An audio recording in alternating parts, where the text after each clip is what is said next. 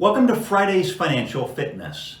Today I would like to deviate from the traditional video and share with you a summary of what happened in the month of April, both in terms of the economy as well as the overall market.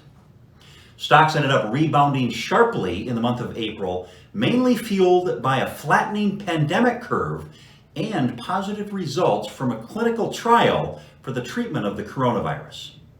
For the month of April, the Dow Jones Industrials were up over 11% compared to a drop of 14% in March. The S&P 500 index rose 12.6% and the Nasdaq was up over 15%. Despite the jobless claims being extremely high in April, investors focused more on the positive developments around the coronavirus.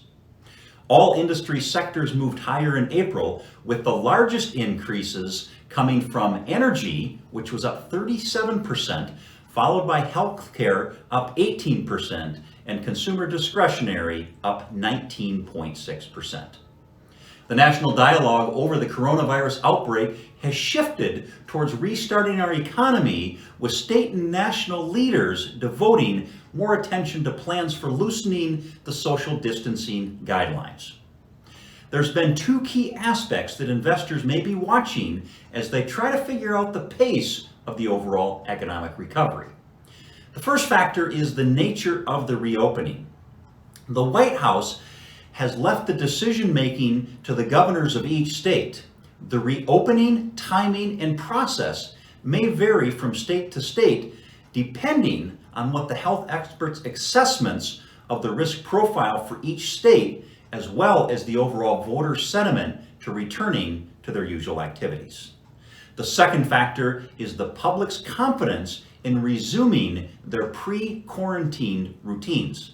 In other words, how comfortable are people going back to work, going out to eat, and traveling? Obviously, there's a lot of changes when the economy is reopened, but a lot of these questions are still unknown at this time. And finally, turning to the Federal Reserve, after their April 28th and 29th meeting, Fed Chair Jerome Powell did not announce any new policy changes, but did emphasize that the Fed's continued commitment to using all available tools to support the overall economic recovery.